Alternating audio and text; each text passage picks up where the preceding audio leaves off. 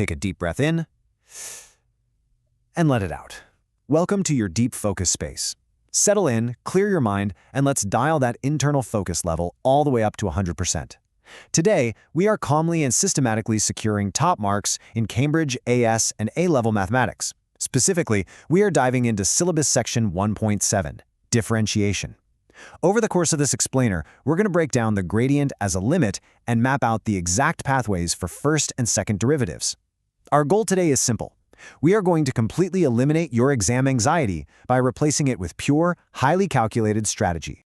Now, you might be wondering why we are isolating this one specific topic. Well, as senior examiners consistently highlight, mastering differentiation isn't just about passing your paper. It is literally the absolute dividing line between a solid B and an elite A-star execution. The stakes here are undeniably high, but I want to reassure you, the path to getting that A-star is incredibly predictable. Once you know exactly what the examiners are looking for, the anxiety just melts away. You're left with a clear, serene sense of mathematical purpose.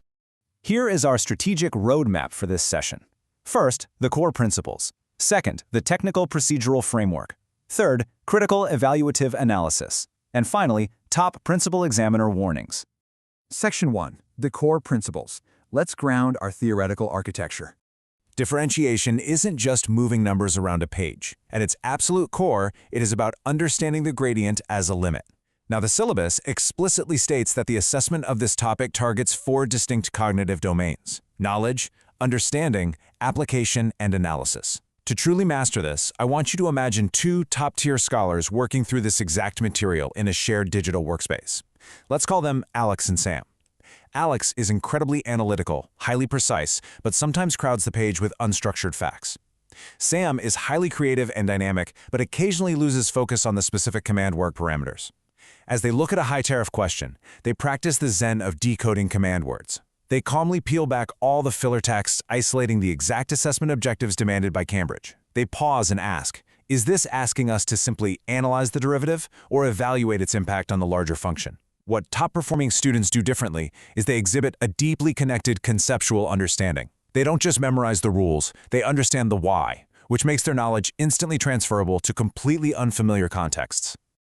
Building this strong theoretical architecture means your foundation rests on 3 vital pillars: precise definitions, understanding causal relationships, and seamlessly integrating this with other syllabus areas. Let's look back at our scholars. Alex meticulously maps out the textbook definitions step by step, ensuring total accuracy. But Sam brilliantly steps in to challenge the framework, reminding Alex to include a clear, logical, evaluative link.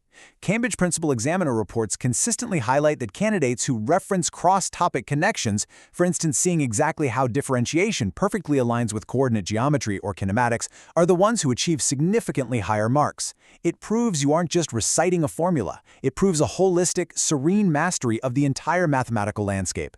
Section 2. Technical Procedural Framework. Let's transition to the method mark strategy. When you sit down and face a complex, high-tariff differentiation problem, you need a flawless, chronological recipe to confidently capture every single process mark without hesitation. Step 1. Deconstruct the question. Find exactly what those command words are demanding. Step 2. Extract the relevant data from the text, filtering out the noise. Step 3. Select the proper analytical framework. Step 4. Execute your mathematical steps with perfectly clear notation. And Step 5, present your final answer with pristine, correct terminology. Imagine Alex and Sam debating this very layout. Alex wants to rush the calculation, but Sam calmly says, wait, if we don't extract the right parameters first, the execution falls apart. They challenge each other smoothly, assembling a flawless response line by line. Following this exact flow ensures that even if you make a tiny human arithmetic error at the very end, your method marks are cleanly, beautifully, securely captured in the examiner's net. But listen, execution is really only half the battle. Presentation is the other. Before we write out our final top-band paragraph structure, let's breathe and refocus. Make sure your daily study dashboard is complete, subscribe to Ace the Exams right now, and enable all notification alerts. Whether your target is an IGCSE, an O-level, or an AS and A-level A-star, this channel is your weekly space for stress-free exam mastery. Okay, focus back in. Sometimes you'll hit a structural roadblock mid-paragraph where your mathematical evidence drops out of alignment. This is where the Peel structure comes in. Point, evidence, explanation, link. It restores complete balance to your text. The syllabus stresses that practical application develops essential professional skills. Examiners are actively looking for strict presentation conventions, proper headings, correct terminology, like clearly distinguishing between dy by dx and the second derivative, clear annotations. These choices signal to the examiner that you are a highly disciplined, top-tier candidate. Section 3. Critical Evaluative Analysis. Let's look through the examiner's lens. Welcome to the practice arena. Here is the absolute dividing line between an average paper and a brilliant one. Let's try what we call the mindful scan. Imagine a highly complex Cambridge source text in front of you. You have a 60-second mental countdown. Can you extract the single most high-yielding core trend? A generic, standard approach will just be purely descriptive and completely lack a link to the specific scenario. That's what we call the imperfect answer. It's up to you to identify exactly where the structural discipline breaks down. An A-star candidate's approach, however, is highly context-specific. It evaluates the mathematical alternatives and justifies every single step with clear evidence from the prompt. Examiners explicitly state that the absolute classic mistake is providing generic answers. If you are calculating a rate of change for a real-world model, your derivative actually means something specific to that model. To ascend into those elite top bands, you must seamlessly demonstrate evaluative thinking. This means calmly questioning assumptions provided in the text. It means considering different mathematical perspectives, and most critically, justifying your decisions with concrete mathematical evidence. When the question demands it, you must evaluate alternatives and logically draw conclusions about relative importance based strictly on your first and second derivatives. Is it a maximum? Is it a minimum point of inflection? Why? You can't just state it, you have to provide the comparative analysis and deeply support it. This is where Sam's big picture logic perfectly aligns with Alex's precision. Section 4. Top Principal Examiner Warnings. Let's navigate the pitfalls to avoid. Warning number 1. Examiners frequently report that students, when under pressure, confuse cause and effect in differentiation. Remember those crucial causal relationships we discussed back in the theoretical architecture? If the second derivative is negative, that fundamentally causes the turning point to be a maximum. Do not let the exam hall adrenaline get this relationship backward in your final concluding statements. Cognitive clarity here is absolutely non-negotiable. Warning number 2. Forgetting to check your format and presentation. This is truly where candidates needlessly bleed away vital process marks. You've sat there, you've done the heavy cognitive lifting of finding the limit or calculating the complex derivative, but then you casually drop your notation halfway down the page.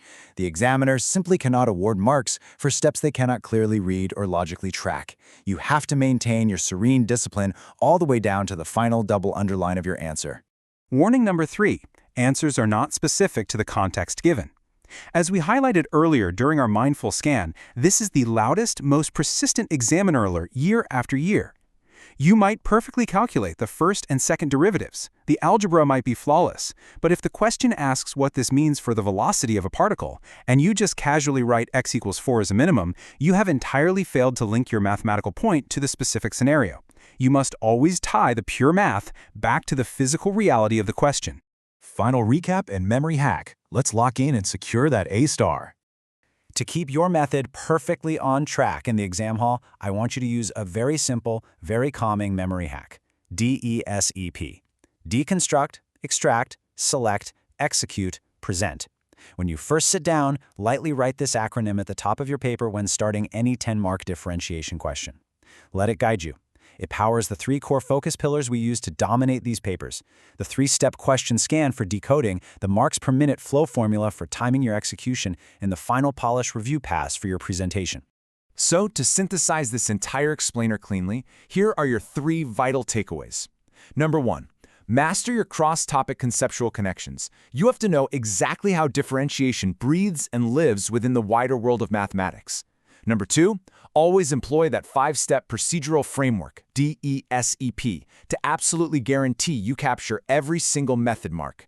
And number 3, always, without fail, link your final analytical points back to the specific context given in the exam prompt.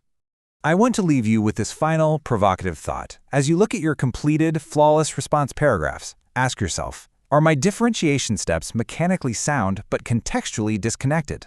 Fixing that final layer of disconnect is your absolute last step to true exam mastery. Thank you for joining this deep focus explainer. Make sure you are subscribed to Ace the Exams, click that notification bell for future focus deployments, and leave a comment down below right now identifying your specific subject, your tier, and the exact target grade you are currently meditating on. Keep practicing, stay calm, and I will see you in the next one.